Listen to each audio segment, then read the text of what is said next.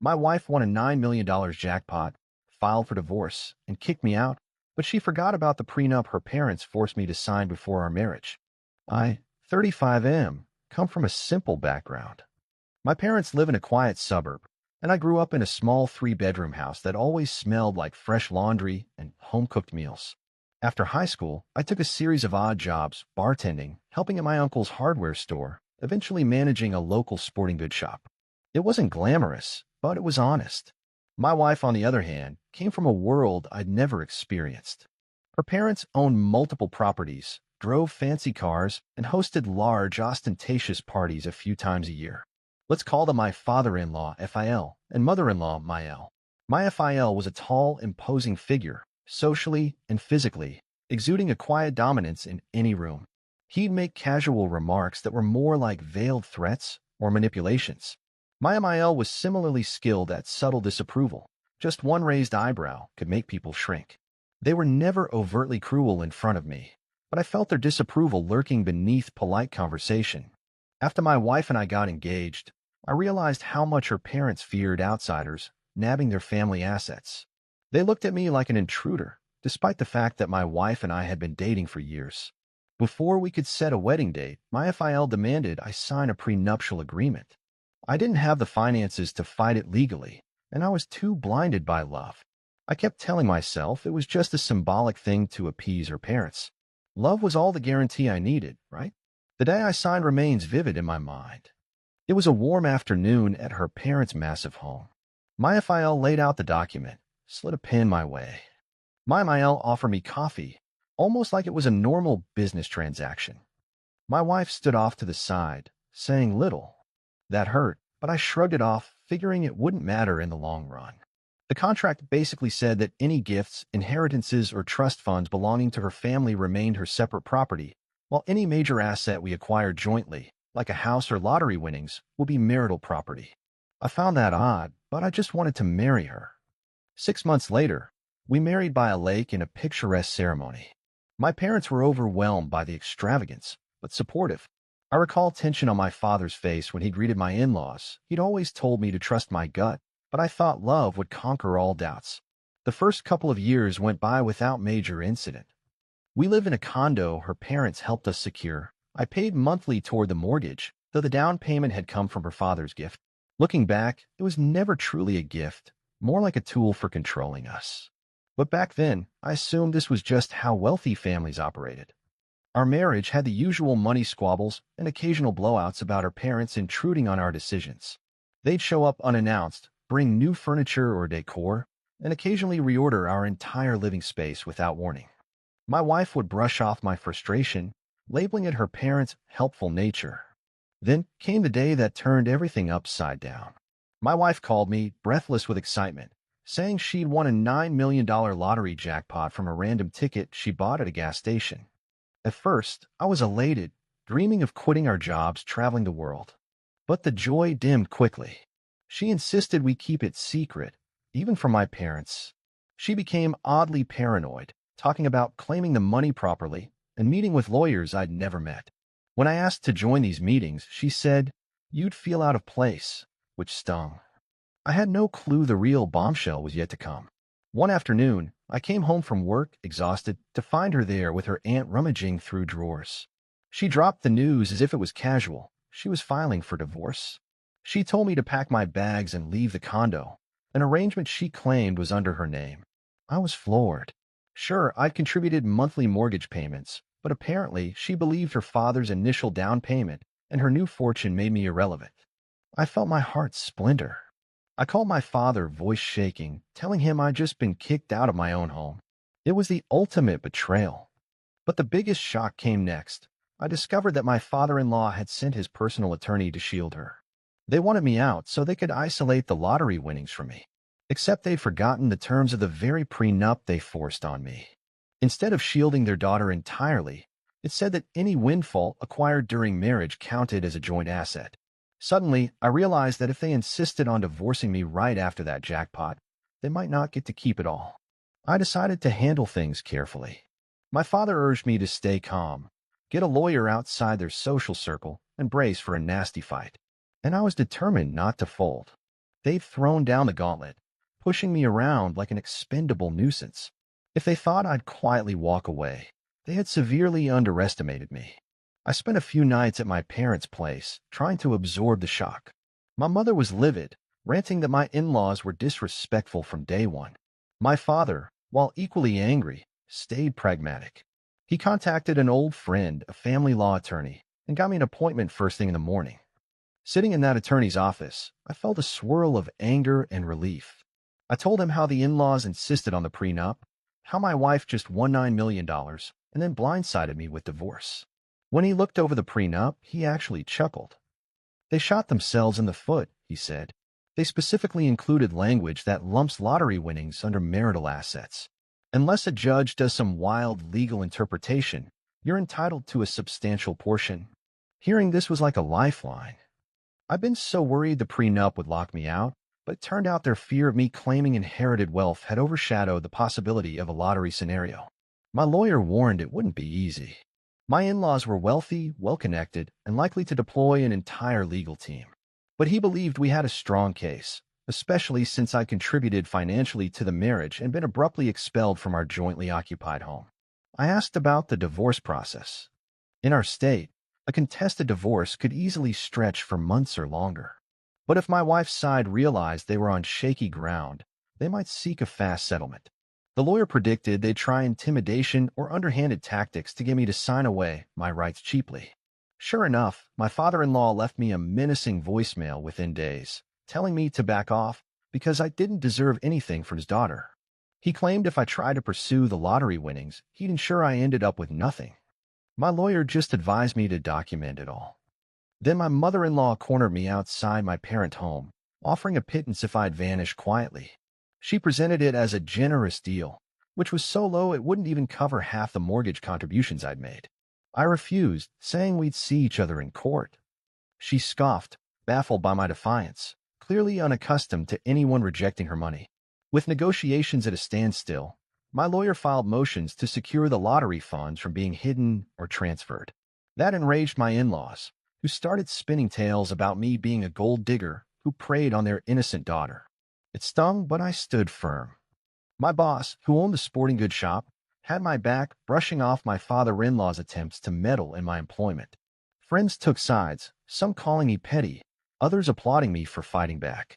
The tension was suffocating, but I refused to cave. After a couple of weeks of fruitless negotiation, we got a court date. My wife was nowhere to be found personally.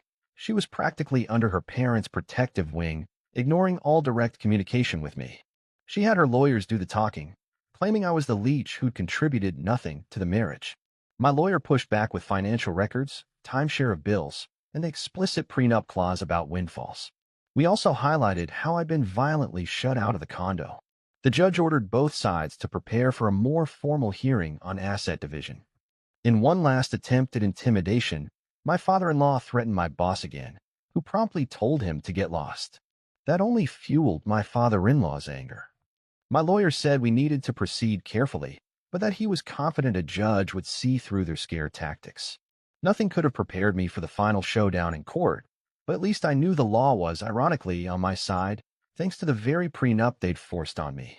Weeks passed, and the tension around the upcoming hearing reached a fever pitch. My wife still avoided direct contact with me, yet her lawyers bombarded mine with motions. They insisted the lottery win was separate property because she purchased the ticket, ignoring the prenup language that any major windfall during marriage was marital. Meanwhile, my father-in-law tried to smear my reputation among friends and business contacts, peddling the narrative that I was a gold digger who'd married into the family solely for money. During this period, I felt a swirl of frustration and motivation.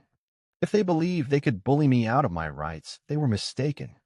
I had documents showing how I contributed to our shared life, utility bills, groceries, partial mortgage payments. My attorney and I pored over every detail of the prenup. He pointed out a critical sentence specifying all financial windfalls, including but not limited to lottery or game show winnings, shall be considered marital assets unless expressly designated otherwise. It was like my in-laws had left a back door open without realizing it. A week before the hearing, we had a preliminary status conference. My wife arrived with her parents and a posse of lawyers, 4 attorneys, plus a financial advisor. They looked at me with that same air of superiority. But their expressions faltered when my lawyer calmly produced the prenup text, highlighting the exact clause about lottery proceeds. The judge listened quietly, seemed unimpressed by their attempts to dismiss it, and ordered that all substantial assets remain frozen until the main hearing. That same afternoon, my mother-in-law cornered me outside the courthouse, insisting we should talk like adults. She tried offering a lump sum even lower than before, labeling it generous for someone of my background. I refused again, telling her we'd let the judge decide. She snapped that I was destroying the family, as if I were the one who blindsided her daughter with a divorce. The hypocrisy made my blood boil, but I kept my cool. My lawyer had warned me not to engage in heated exchanges that could be twisted against me later. Behind the scenes, I was worried my in-laws might try to stash the lottery winnings in secret accounts. My lawyer, anticipating that possibility, requested court orders preventing any large transfers. We also arranged to have a forensic accountant ready if we suspected them of hiding funds. My father-in-law's anger flared. He left me a voicemail calling me vile, accusing me of draining the love out of his daughter's life. It was rich, considering they were the ones who threw me out right after hitting the jackpot. As the hearing approached, I prepared meticulously with my attorney. We rehearsed my statement, ensuring I'd appear calm and factual in court. I had copies of the prenup, receipts for the mortgage I'd partially funded, and even text showing my wife acknowledging our joint bills. The lawyer recommended I keep my answers concise, let the evidence speak. If they tried emotional theatrics, we'd counter with clear documentation. On the morning of the hearing, I stood in front of the courthouse, heart pounding. My parents accompanied me for moral support, though they waited outside the courtroom once proceedings began. Stepping in, I saw my wife seated beside her father, both wearing stone-cold expressions. Her mother lingered at the back, arms folded. My father-in-law's lawyers, with their polished suits, looked confident, perhaps believing money and legal muscle could outmatch the facts. The judge, a stern woman in her 50s, wasted no time. She invited each side to present arguments. My wife's lead attorney tried framing me as a minor contributor who'd done little more than occupy the same living space. They argued the lottery purchase was her personal transaction, done with her money. But my lawyer calmly pointed out how the prenup explicitly lumps such windfalls into marital property, and we also had bank records showing she'd used our joint account card that day. When we introduced that evidence, I saw visible tension ripple through my father-in-law's camp. The judge asked if they had any contrary documentation proving it was her personal funds. They fumbled, claiming the card was accidentally used or that it was her father's deposit in the account. But the statements clearly labeled our names, not hers alone. The judge took note, her gaze shifting to them expectantly. Finally, my wife spoke. She claimed she never wanted to hurt me, that her parents pushed for divorce once the jackpot arrived to protect family assets. She stumbled over her words, admitting she felt pressured, but also tried to justify it as everyone would come after us if they knew about the money. My lawyer asked if she consulted me before making these decisions. She admitted no. The judge's disapproval became palpable. By midday, it was clear the prenuptial agreement was a double-edged sword for them. The very document they'd enforced to isolate their wealth now threatened to place a massive chunk of lottery winnings in my hands. The judge scheduled a subsequent hearing for final decisions, stating she was inclined to treat the lottery as a major marital asset subject to equitable distribution.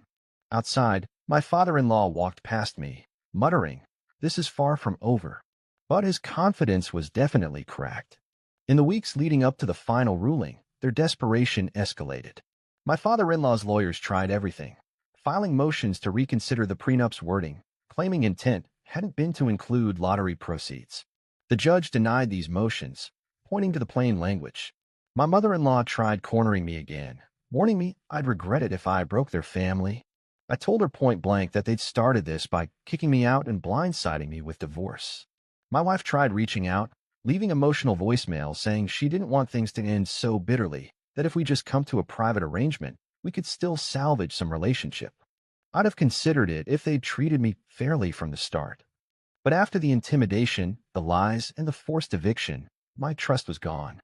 My lawyer advised me not to engage in these back-channel talks. We had a strong legal position, no reason to settle for crumbs. Finally, the day of the final hearing arrived. The courtroom was packed with attorneys for both sides. My father, mother, and a few friends came to support me, seated quietly in the back. The judge took the bench, reviewed the updated filings, and allowed final statements. My father-in-law's lead lawyer tried one last gamble, painting me as some cunning opportunist who only discovered the prenup's loophole after benefiting from the family's generosity. My lawyer countered with the straightforward facts. 1. They forced me to sign the prenup. 2. It explicitly included lottery or any windfall as shared property. And 3. My father-in-law financed part of our condo, yet I contributed monthly, so it wasn't a purely separate asset either. Moreover, the swift divorce filing right after the jackpot was textbook evidence of their plan to isolate me from the winnings. The judge listened patiently, then delivered her ruling. She declared the lottery winnings clearly fell under marital assets per the prenup's language. She criticized my in-laws for trying to twist the agreement they themselves had drafted. She also found that my wife's immediate eviction of me from the condo was unreasonable, and that I was entitled to reimbursement for my portion of the mortgage and other marital contributions. In short, O1, the judge set forth an order. I'd receive a substantial percentage of the lottery payout, plus reimbursement for my share in the condo. We parted ways with a finalization date set a few weeks later, just to process paperwork.